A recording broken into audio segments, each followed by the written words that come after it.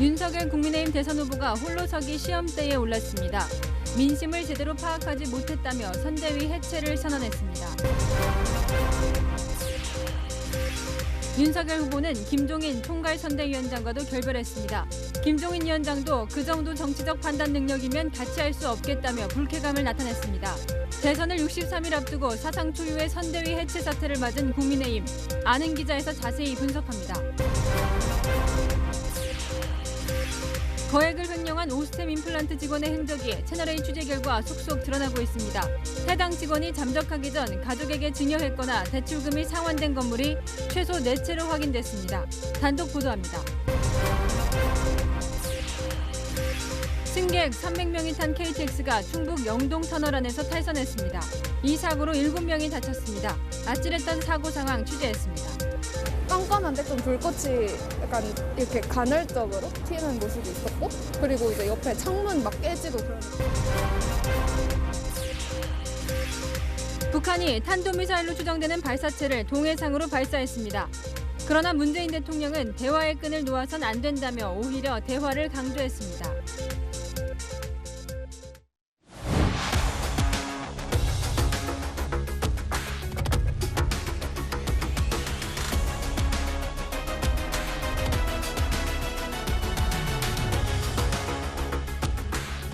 뉴스 시작합니다. 저는 동정민입니다. 윤석열 국민의힘 대선 후보가 장고 끝에 선대위 해산이라는 홀로서기 단독 행군을 선택했습니다. 중도 표심을 위해 데려온 김종인 전 위원장, 2030을 대변한 이준석 대표와의 동행 대신에 이 둘 없이도 중도 2030 지지를 받았던 입당 이전으로 돌아가겠다는 겁니다. 대선 63일 시간이 많지 않죠. 조력자 없이 윤석열 다음만으로 반등을 할 수 있을지 그의 현재와 미래 많은 취재 내용이 준비되어 있습니다. 먼저 지금 윤 후보가 가 있는 이 현장부터 가보겠습니다. 조영민 기자, 윤 후보가 중단했던 일정을 재개했죠. 네, 그렇습니다. 윤석열 국민의힘 대선 후보는 선대위를 해체한 뒤 그동안 중단했던 선거 활동을 52시간 만에 재개했습니다. 가장 먼저 이 중소기업인 신년회에 참석했고요. 지금은 이 오세훈 서울시장 그리고 박형준 부산시장과 함께 이곳 김포공항 인근에 있는 호텔 식당에서 만찬을 함께하고 있습니다. 이 부산과 서울은 이 대선 판도에서 굉장히 중요한 지역으로 꼽히는 만큼 이 두 지역 시장들을 만나 직접 민심을 들을 예정입니다. 자, 장고 길었는데 결국은 김종인 전 위원장과의 결별을 결정했습니다. 네, 맞습니다. 이틀간 이 자택에서 숙고의 시간을 가졌던 윤석열 후보 말씀하신 것처럼 선대위 해체라는 초강수를 뒀습니다. 오늘부로 선거대책위원회를 해산하겠습니다. 민심을 제대로 파악하지 못한 선거 캠페인의 잘못된 부분을 인정하고 다시 바로 잡겠습니다. 선대위 해체를 통해 김종인 전 위원장도 경질됐습니다. 그동안 저에게 많은 조언과 그 역할을 해주신 김종인 위원장님께는 정말 감사의 말씀을 드리고 좀 좋은 조언을 계속해 주시기를 부탁드렸습니다. 이준석 국민의힘 대표는 대표 역할로만 한정했습니다. 저나 이준석 대표나 우리 둘 다 우리 국민과 당원이 정권 교체에 나서라고 뽑아주신 것입니다. 우리 이준석 대표께서 하여튼 이 대선을 위해서 당 대표로서의 역할을 잘 하실 것으로 기대하고 있습니다. 영입 과정에서 이준석 대표와 갈등을 빚었던 이수정, 김민정 위원장 등도 모두 물러나게 됐습니다. 선대위를 선대본부가 대신하는데 선대본부장은 4선의 권영세 의원이 맡습니다. 선대본부 내에는 정책, 직능, 조직 분야를 둘 예정인데 원희룡 전 정책총괄본부장이 정책본부장을 맡기로 했습니다. 김재원 최고위원은 선대부본부장에 임명됐습니다. 선대본부에는 2030 청년들도 참여할 것으로 보입니다. 지금까지 서울 강서구 만찬장 앞에서 전해드렸습니다. 오늘 오전 11시 카메라 앞에선 윤석열 후보의 입에 관심이 집중됐죠. 청년들에게 연신 사과를 한 그에게 부인 문제를 포함해 후보 교체론까지 민감한 질문들이 쏟아졌습니다. 뭐라고 답을 했는지 최선 기자가 전해드립니다. 대선 2달 전 선대위를 해체시킨 윤석열 국민의힘 대선 후보는 사과를 반복했습니다. 선거대책기구와 국민의힘을 잘 이끌어 국민들께 안심을 드렸어야 했는데 그러지 못했습니다. 다 모두 오롯이 후보인 제 책임입니다. 특히 2030 청년 세대를 향해 몸을 낮췄습니다. 지금까지 2030 세대에게 실망을 주었던 그 행보를 깊이 반성하고 전혀 다른 모습을 보여드릴 것을 약속드립니다. 제게 시간을 좀 내주십시오. 조금 더 청년 세대가 이 캠페인에 주도적으로 좀 뛸 수 있게 하기 위해서는 의사결정 구조도 좀 단순화하고 2030의 마음을 세심히 읽지 못했다며 청년 세대에 큰 실망을 준 것을 자인한다고 밝힌 지 이틀 만에 다시 고개를 숙인 겁니다. 윤 후보는 기자회견 후 취재진과 만나서도 청년층이 세상을 가장 넓게 본다는 것을 느꼈다면서 2세대 의견이 가장 넓고 보편적이라는 것을 깨달았다며 청년층을 치켜 세우기도 했습니다. 공정성 논란이 일었던 부인 김건희 씨 등 가족 문제에 대해서도 반성의 뜻을 밝혔습니다. 제 가족과 관련된 문제로도 국민 여러분께 심려를 끼쳐드려 죄송합니다. 다시는 회초리와 비판을 달게 받겠습니다. 자신의 원칙과 잣대는 가족과 주변에게도 똑같이 적용하겠다고 강조하기도 했습니다. 김건희 씨 활동에 대해서는 정치 동참보다는 조용히 봉사활동을 할 수 있을 것이라고 했습니다. 윤 후보는 후보 교체론에 대해서는 모든 것을 국민에게 맡길 생각이라면서도 제1야당 후보로 선출된 만큼 선거 과정에서 자질을 만들어가겠다며 사실상 반대 입장을 밝혔습니다. 채널A 뉴스 최선입니다. 한때 윤석열 후보를 향해 별의 순간이라며 정권교체 적임자라고 했던 김종인 전 위원장은 싸늘하게 돌아섰습니다. 단독 행군을 선택하자 윤 후보를 윤 씨로 부르기도 했습니다. 안보겸 기자가 이어갑니다. 윤석열 후보의 발표 직전 선대위 해체 소식을 정식으로 통보받은 김종인 전 총괄선대위원장은 하루 종일 불편한 심기를 숨기지 않았습니다. 자기네들이 무슨 자신이 있다고 생각하는지 모르지만 나는 그거에 대해서는 논평하고 싶지 않아요. 잘린 게 아니라 자신이 먼저 관뒀다는 점을 강조하기도 했습니다. 내가 이 사람하고는 뜻이 맞지 않으니까 같이 일할 수가 없다는 내 판단을 한 거예요. 그러면서 윤 후보와 측근들을 깎아내렸습니다. 이준석 대표를 내가 무슨 감싼다는 이딴 소리를 또 그 윤석열 주변의 사람들이 한 것 같은데 그 정도의 소위 정치적 판단 능력이면은 더 이상 나하고 뜻을 같이 할 수가 없어요. 그 사람들을 어떻게 좀 선택을 해서 쓰느냐 하는 그런 안목이 있어야지. 김 전 위원장의 일방적 선대위 개편안 발표에 대해 쿠데타라는 지적에는 불쾌감을 드러냈습니다. 내가 구태타를 했느니 무슨 이딴 소리 한 거 아니야. 이준석이하고 무슨 짜고서 뭘 했느니 이딴 소리를 하는 거야. 나는 그런 소리를 들어가면서까지 내가 도와줄 용의는 전혀 없어요.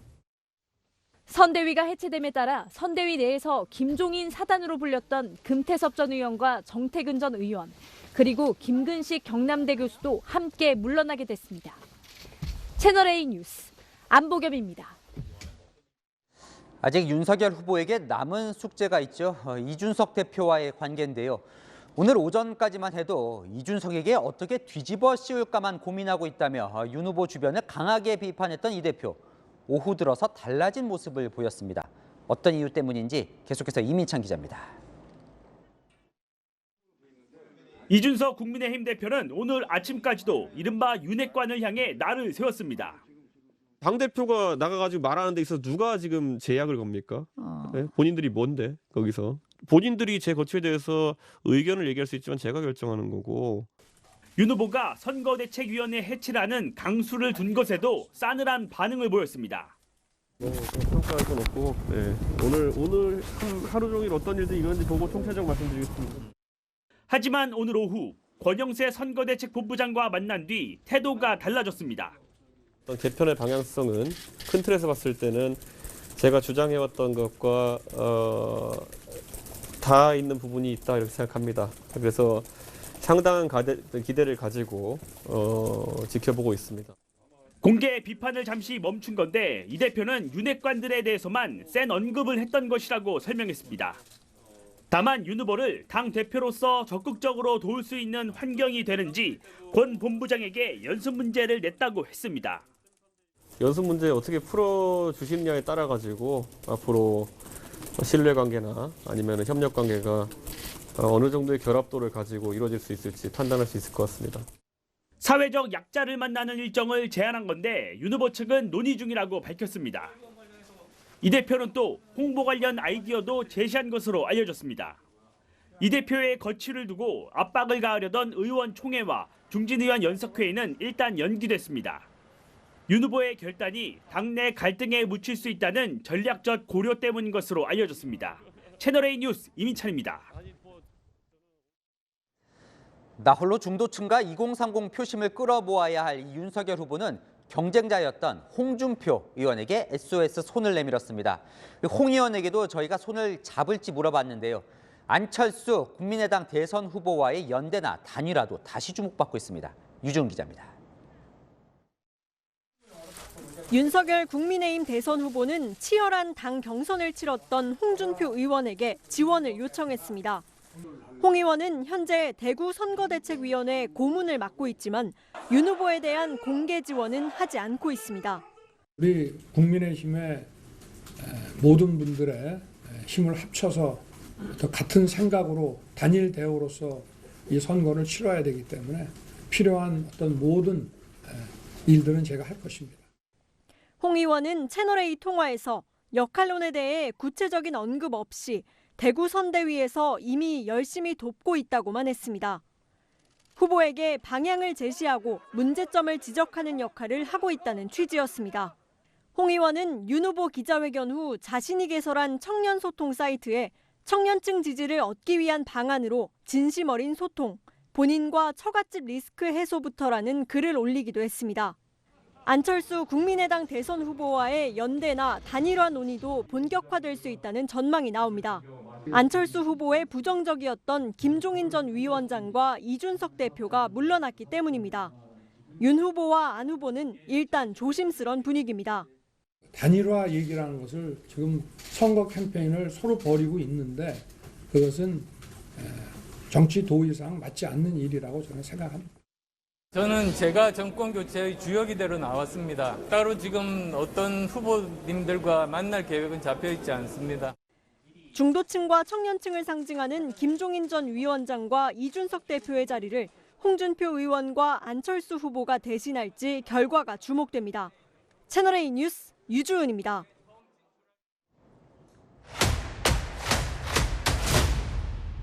네, 아는 기자 아자 시작합니다. 윤석열의 홀로 소기는 어떻게 되는 건지 정치부 노은지 차장과 짚어봅니다. 윤 후보가 길게 발표를 했는데요. 그래서 어떻게 하겠다는 겁니까? 네, 지금 제 뒤로 날짜가 하나 나올 텐데요. 6월 29일, 지난해 윤석열 후보가 대선 출마를 선언한 날입니다. 국민의힘에 입당하기 전이었는데요. 윤 후보는 오늘 처음 윤석열의 모습으로 돌아가겠다고 했습니다. 정권 교체 열망에 힘입어서 중도층과 2030의 지지를 받고 대선 주자로 급부상했을 그 당시에 초심을 되찾겠다는 겁니다. 윤 후보는 2030에 실망을 준 행보를 반성하고 전혀 다른 모습을 보여주겠다면서 자신을 지지했던 중도와 2030을 다시 끌어안겠다는 점도 강조했습니다. 결국 이제 김종인 전 위원장과 결별을 선택한 건데요. 사실 어제 저녁까지만 해도 이 김 전 위원장은 자신의 안을 후보가 받을 거다 이런 기대도 보였었거든요. 네. 대체 무슨 일이 있었던 겁니까? 저희들이 좀 취재를 해봤더니 어젯밤 9시 이후로 상황이 급박하게 돌아갔더라고요. 낮에 김종인 배제라는 기사가 나기도 했는데 이때는 윤 후보가 사실이 아니라고 바로잡기까지 했습니다.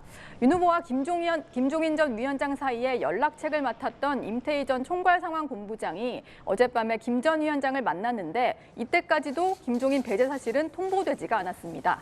밤 9시가 넘어서 김종인이 배제된다는 기사가 하나둘씩 뜨기 시작했고 자정이 다 돼서야 최종 결정을 한 것으로 보입니다. 윤 후보가 김 전 위원장에게 직접 통보한 것은 오늘 기자회견 시작 30분 전입니다. 두 사람 왜 이렇게 틀어진 거예요? 네, 이 두 사람이 틀어진 것들을 이 두 단어로 정리해 볼 수 있는데 윤 후보는 김 전 위원장의 연기 발언에, 김 전 위원장은 윤 후보 측의 쿠데타 발언에 더 이상 같이 갈 수 없다고 판단한 겁니다.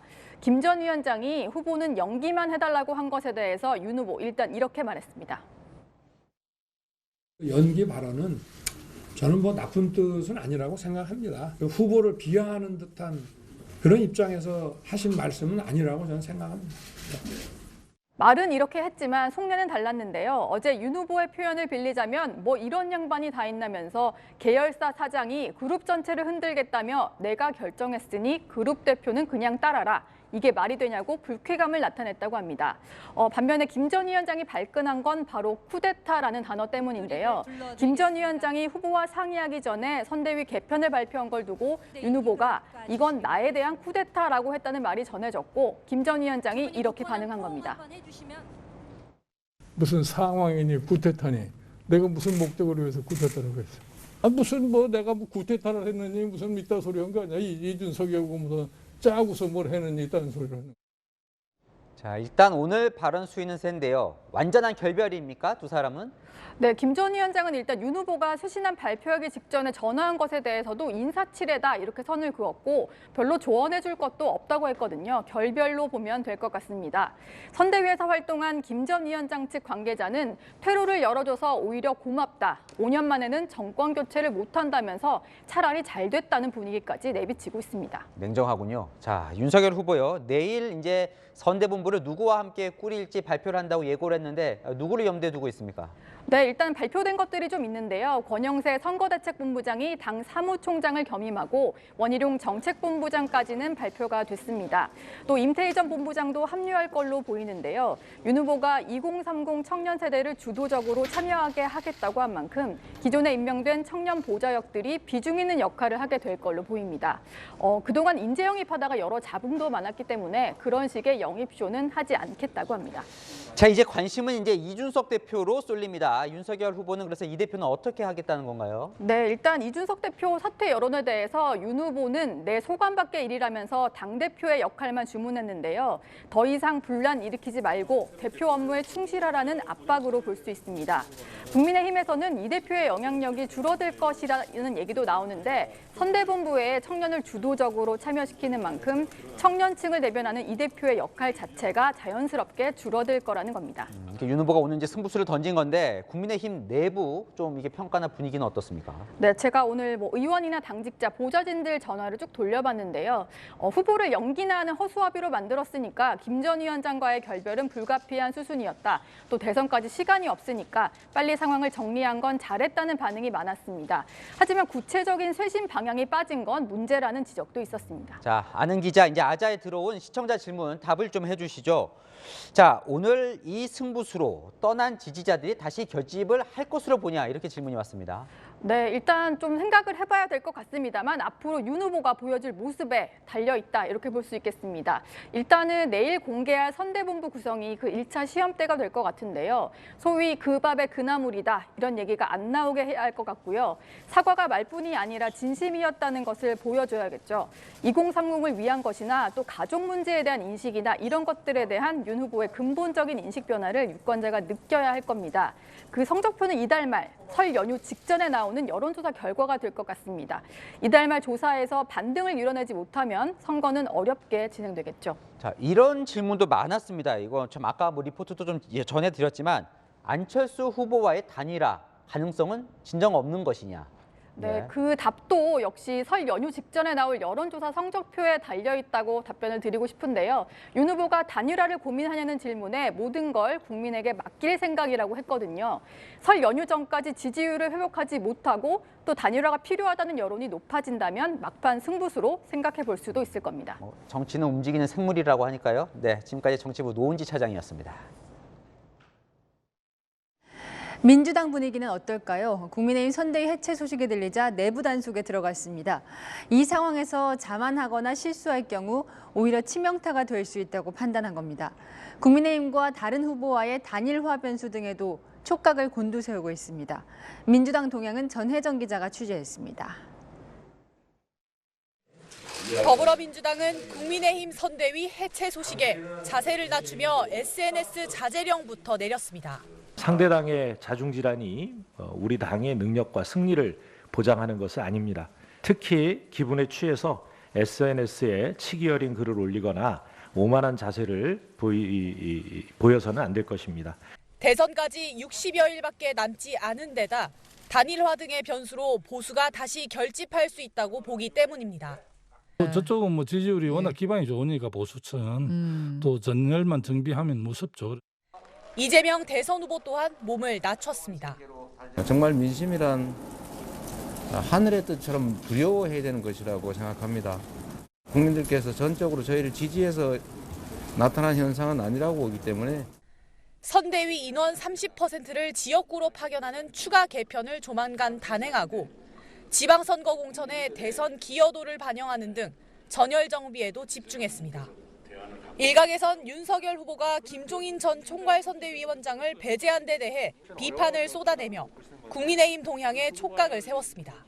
이거는 사실은 어떤 의미로 배우망덕한 행위거든요. 정치에서 보면.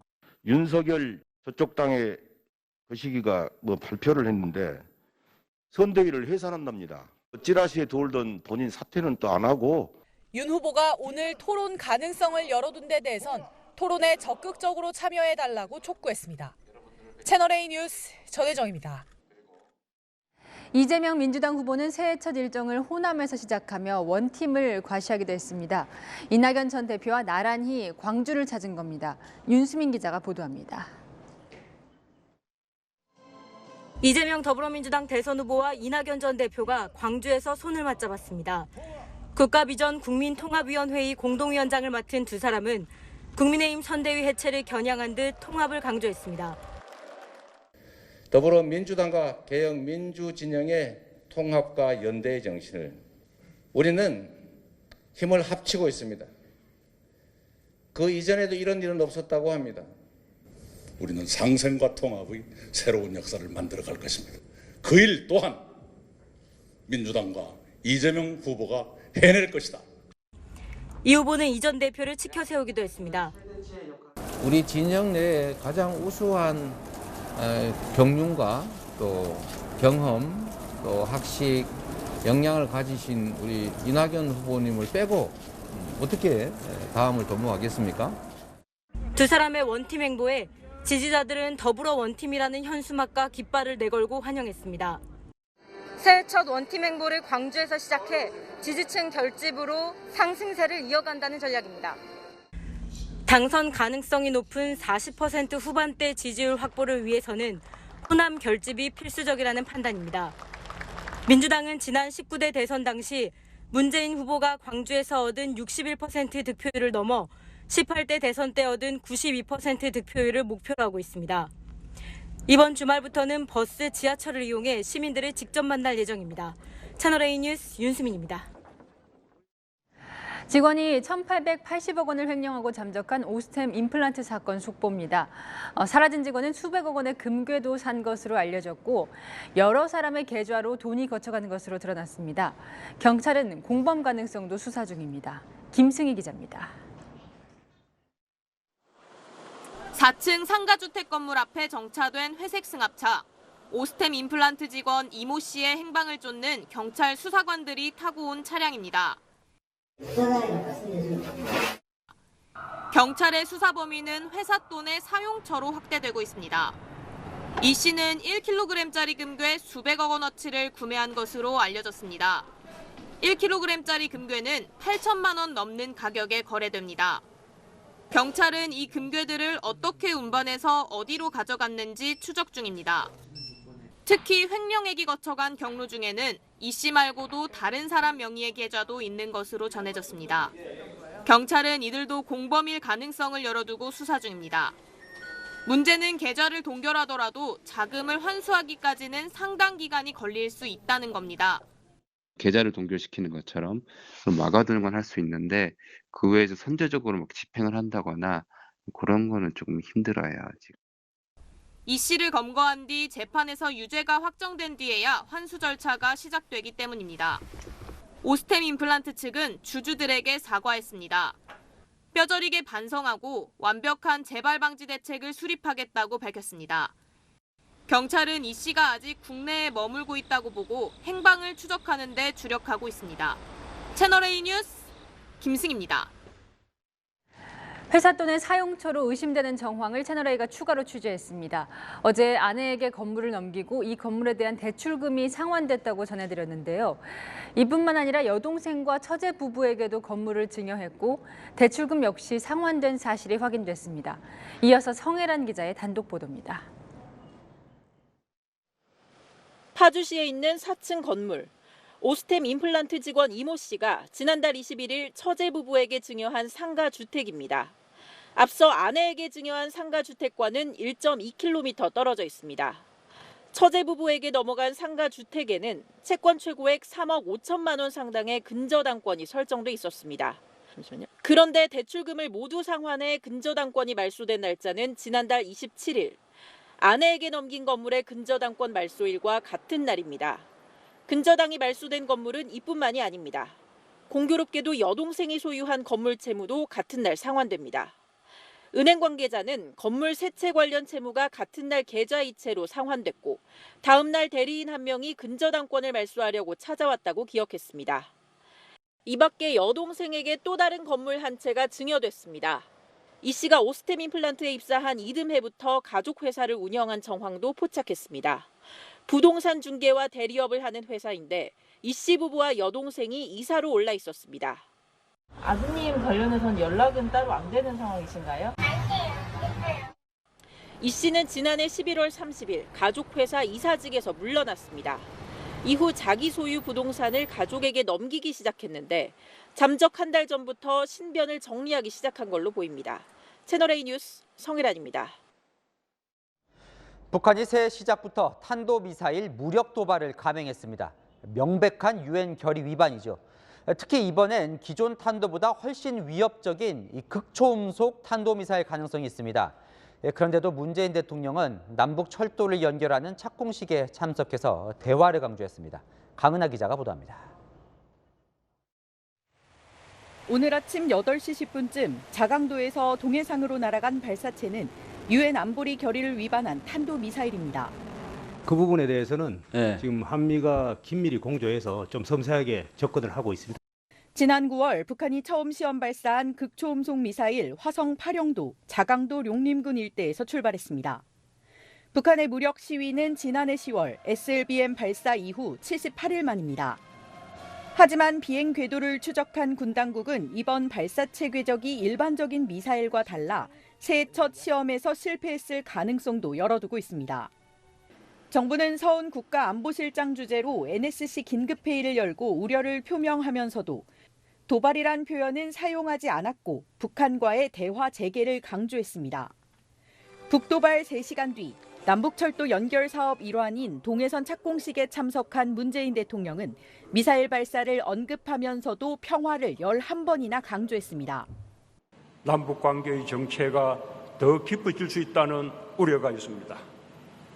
그러나 우리는 이러한 상황을 근원적으로 극복하기 위해 대화의 끈을 놓아서는 안 됩니다. 북한의 새해 첫 무력 도발로 남북 소통은 더 어려워진 것 아니냐는 해석도 나옵니다. 채널A 뉴스 강인하입니다. 최전방 철책을 가뿐히 뛰어넘고 월북한 김 씨의 당일 모습입니다. 이렇게 감시 장비에 5차례나 찍혔지만 감시병은 그걸 놓쳤고 나중에도 엉뚱한 영상만 돌려본 것으로 확인됐습니다. 이 22사단이 뚫린 게 한두 번이 아니죠. 오늘 여당 의원조차 22사단에 가면 이산 가족도 상봉할 수 있겠다며 혀를 찼습니다. 한수아 기자입니다. 지난 1일 오후 12시 51분경 강원도 고성의 민간인 출입 통제선 CCTV에 최초로 포착된 월북자 김모 씨의 모습입니다. 약 6시간 뒤 일반 전초, GOP에 설치된 3대의 감시 카메라에는 총 5번이나 포착됐지만 우리 군은 모두 놓쳤습니다. 민통선 경고방송에 김 씨는 경로를 우회해 GOP로 향했고 이후 GOP에서도 경보음이 울려 초동 조치조가 6분 만에 현장에 도착했지만 이들은 침입 흔적이 없다고 보고했습니다. 3시간 뒤 비무장지대 열상감시 장비에 포착되고 나서야 군은 특이 상황이라고 인지했지만 이마저도 월북이 아닌 귀순이라고 잘못 판단했습니다.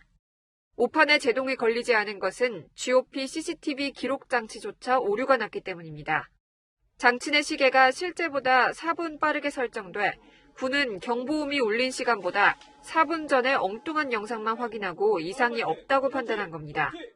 서욱 국방부 장관이 출석한 국회 국방위 전체회의에서는 질타가 쏟아졌습니다. 과장해 보면은 22사단에 가면은 이산가족도 자유롭게 상봉할 수 있다 이런 지경으로까지 지금 온 것 같습니다. 침묵하던 문 대통령도 사건 발생 나흘 만에 경계 실패를 지적했습니다.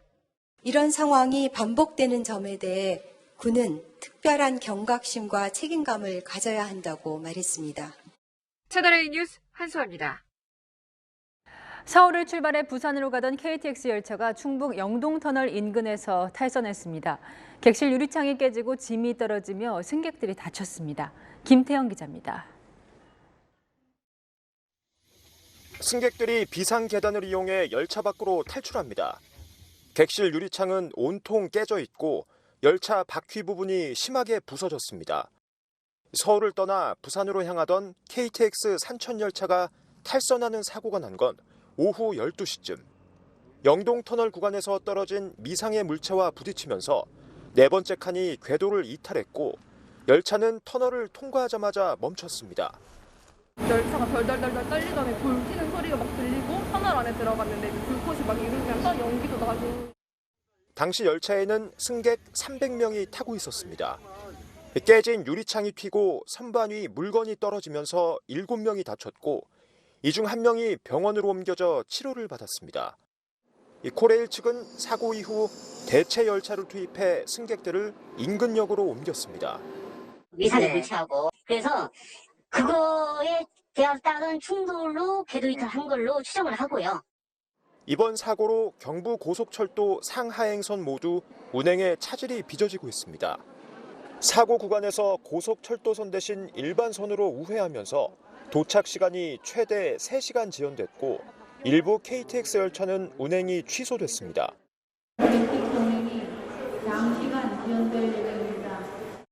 열차 지연돼서 좀 막막하고 당황스럽고 어떻게 해야 될지 모르겠어요. 코레일은 지연된 시간에 따라 승객에게 보상금을 지급하고 운행이 취소된 열차에 대해서는 전액 환불해주기로 했습니다. 코레일은 긴급 복구 작업을 통해 내일 첫 차부터 열차 운행을 정상화한다는 계획입니다. 채널A 뉴스 김태형입니다. 새해 첫날 꽁꽁 얼어붙은 방조제 안에 발이 돌에 묶인 강아지가 발견됐습니다. 경찰이 강아지 주인을 찾았는데 버린 게 아니라 훈육한 것이라고 주장합니다. 정현우 기자입니다. 발이 돌에 묶인 강아지가 위태롭게 앉아 있습니다. 왜 여기 있어? 누가 이렇게 했어?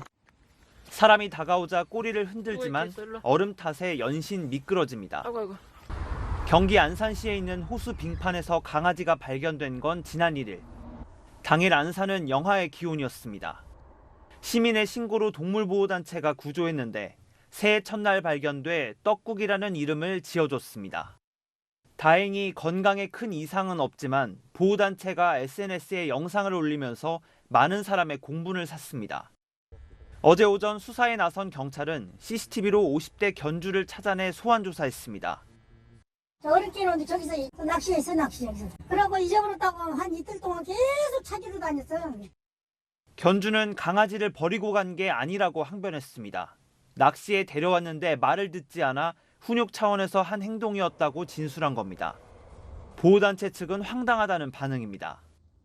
얼음 바닥 위에 애기를 묶어놓고 간 상황이 벌을 주려고 했다라는 그 상황 자체가 학대는 인정을 하는 상황이잖아요. 엄벌이 좀 처해지기를 좀 바라고 있습니다. 경찰 역시 추운 날씨에 강아지를 방치한 건 학대로 볼 여지가 있다며 수사를 이어갈 방침입니다. 보호단체는 견주가 소유권을 포기하겠다는 의사를 밝혔다며 새 주인이 정해지는 대로 떡국이를 보낼 계획입니다. 채널A 뉴스 정현우입니다. 인적이 드문 항구를 돌며 선박에서 물건을 훔친 30대 남성이 붙잡혔습니다. 추적을 피하기 위해 방범용 CCTV까지 돌려놨지만 결국은 덜미가 잡혔습니다. 배유미 기자입니다. 인적이 뜸한 항구. 한 남성이 손에 든 장대로 전신주에 설치된 CCTV를 돌립니다.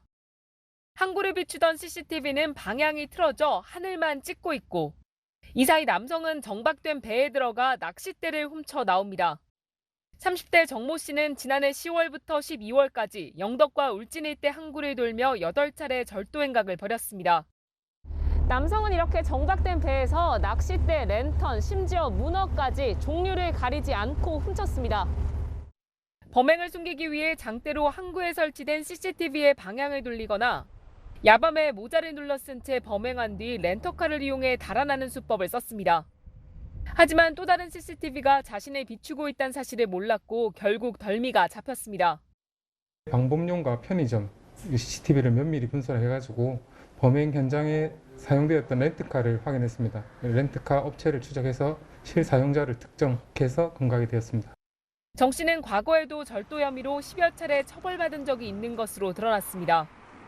경찰은 정 씨 주거지에서 출처를 알 수 없는 낚싯대 50여 개를 발견하고 추가 범행이 있었는지 조사하고 있습니다. 채널A 뉴스 배음입니다. 본격적인 대선 전국에 접어들며 대선 후보 테마주도 연일 요동치고 있습니다. 후보와 연관된 건 무엇이든 테마주로 엮어서 투자자들을 유혹하고 있는데요. 주의가 필요합니다. 김유빈 기자입니다. 안철수 국민의당 대선 후보의 테마주로 꼽히는 종목들이 오늘 나란히 상한가를 기록했습니다. 안 후보의 지지율이 상승하자 종목 3개가 전날보다 30%씩 급등한 겁니다.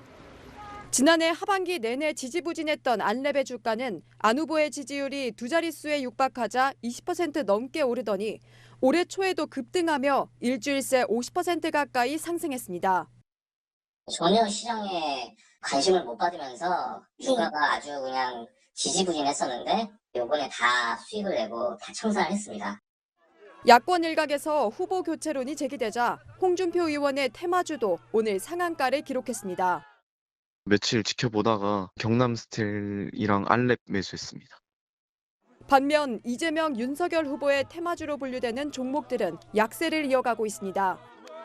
투자자들의 셈속은 복잡해집니다. 이재명 님이 핫할 때는 잠깐 거기 갔다가 또 윤석열 님이 핫할 때는 또 거기 갔다가 파도 타듯이 여기 갔다 저기 갔다 이렇게 왔다 갔다 하는 거죠. 길어야 일주일, 짧으면 진짜 하루 이틀만 해도 이렇게 나가기도 하고.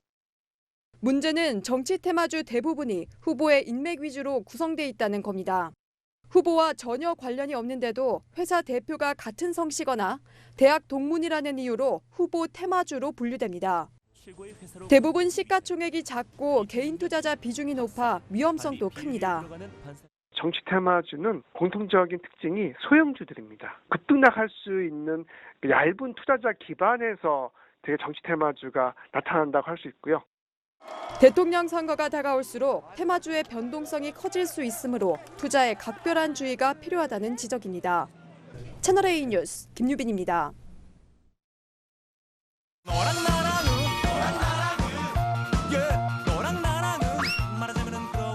야랑 정치부 김민지 기자 나와 있습니다. 첫 번째 주제 보겠습니다.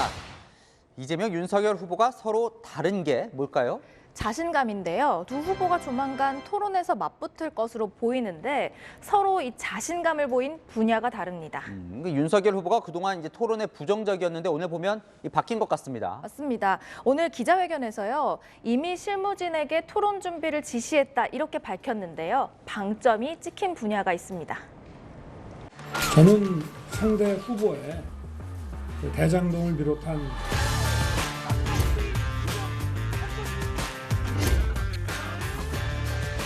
여러 가지 개인 신상과 관련된 의혹 검증하는데 3회의 법정 토론은 부족하다는 생각은 가지고 있습니다. 협의에 착수하라고 지시했습니다. 윤 후보 측은 주제에 제한을 두지 않고 다른 후보들과 논의하겠다고는 밝혔지만 도덕성 문제에 자신감을 보였습니다. 네, 검찰 출신이라 의혹 검증에는 자신이 있는 걸까요? 자, 이재명 후보도 그렇다고 피할 것 같진 않죠? 맞습니다. 이틀 전 이 후보는요, 한 인터뷰에서 대장동 토론이라도 제안을 하면 받을 생각이라고 밝혔습니다. 하지만 이 후보도 토론에 자신감을 보이는 분야는 따로 있습니다. 주 1회 정도는 정책 토론회 장을 한번 가져보자는 제안도 다시 한번 드립니다. 토론회를 통해서 정책 선거로 전환하고 국민들이 보는 앞에서 좀 검증하게 되기를 기대합니다.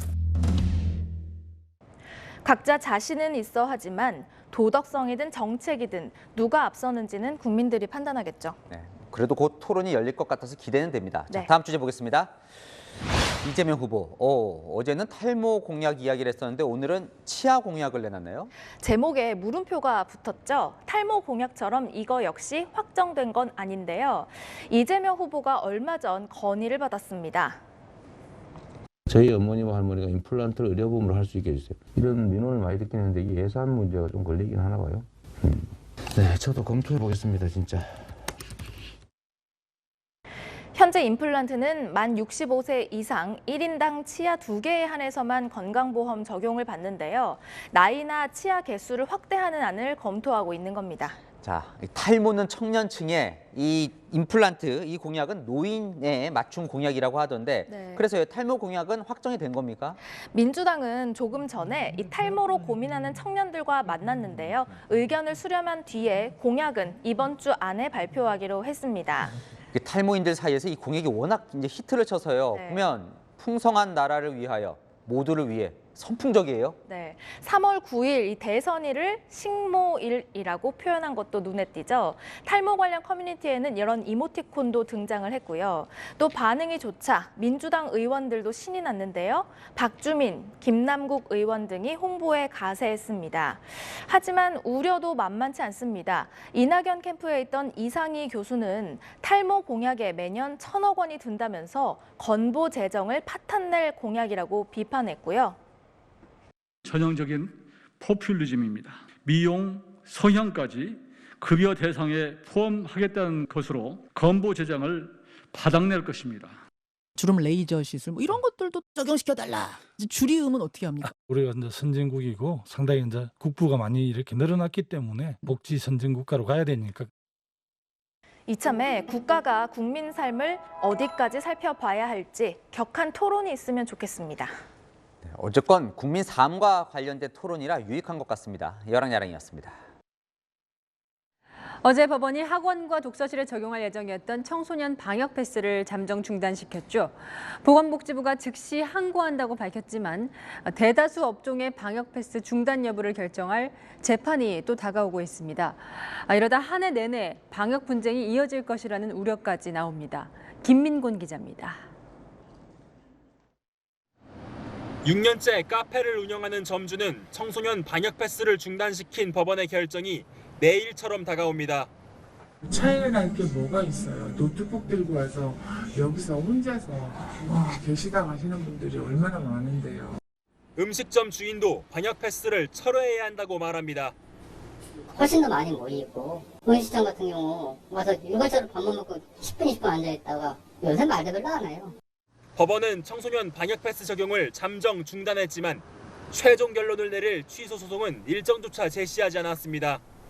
이 때문에 청소년 방역 패스 시행일인 3월 1일까지 결론이 나오기는 힘든 상황.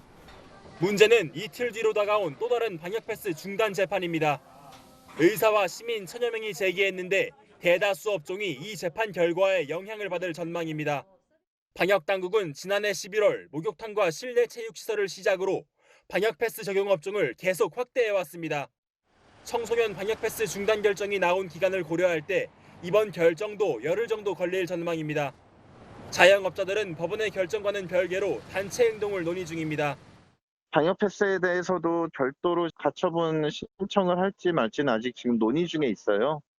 각 업종별로 소송에 나설 경우 방역 패스를 둘러싼 법적 분쟁이 올해 내내 이어질 수 있다는 우려도 나옵니다. 채널A 뉴스 김민곤입니다.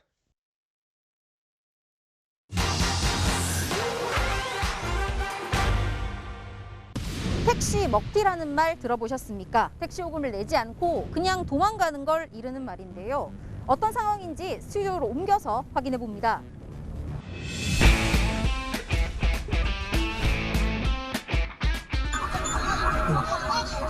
$103,500원이에요.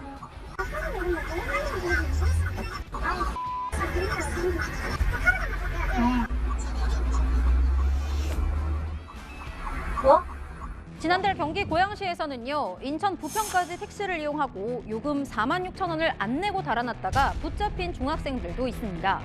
최근 택시 요금 먹튀 사건이 잇따르자 택시기사들도 더는 참지 못하고 블랙박스 영상을 공개하고 있는데요. 일부에선 어차피 걸려봤자 가벼운 벌금 수준이다 이렇게 주장하는데 사실일까요? 아닙니다. 무임승차로 적발되면요, 경범죄 처벌법으로 10만 원 이하의 벌금이 부과되는 게 사실입니다. 하지만 도주할 경우에는 요금의 5배를 물어줘야 하고요. 만약에 처음부터 돈을 안 낼 작정을 하고 택시를 탄 게 드러나면 처벌 수위도 무거워집니다. 사기죄가 적용되는데요. 10년 이하의 징역이나 2천만 원 이하의 벌금형에 처해질 수 있습니다. 실제로 요금을 지급할 의사나 능력이 없는데도 택시를 이용한 건 사기라는 판례도 있습니다. 택시기사들의 고충도 이만저만이 아닙니다. 작년인가 수원에서 여자애들 둘을 태우고 갔는데 그때도 먹튀를 당했어요. 너무 속상하죠.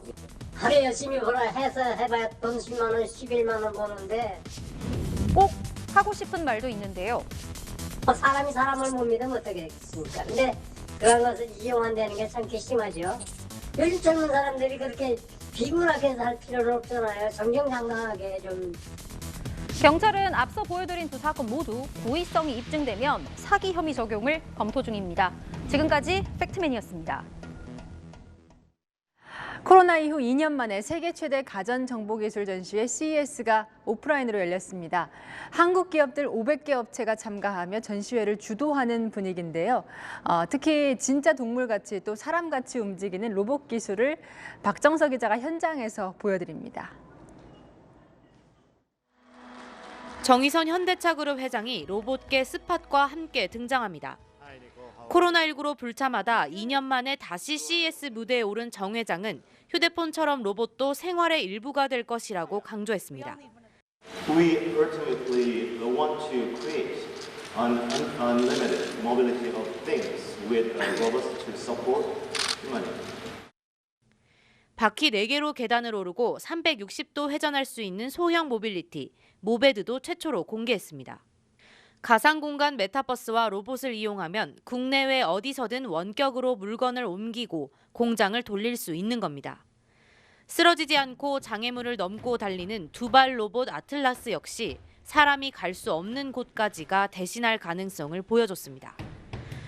처음으로 CES 기조 연설을 맡은 삼성전자도 AI 기반 로봇 기술을 선보였습니다.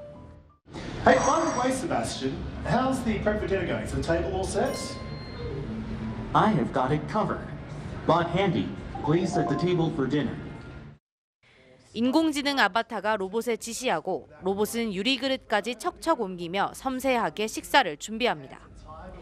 올해 CES는 오미크론 여파에다 최대 참가국이었던 중국 기업이 빠지면서 규모는 예년의 절반으로 줄었습니다. 하지만 올해 한국 기업 참가 수는 역대 최다인 500여 개로 주최국인 미국을 제외하면 가장 많은 수준입니다. 앞으로 사흘간 모빌리티를 비롯한 신기술 전략들이 쏟아질 전망입니다. 미국 라스베이거스에서 채널A 뉴스 박정서입니다.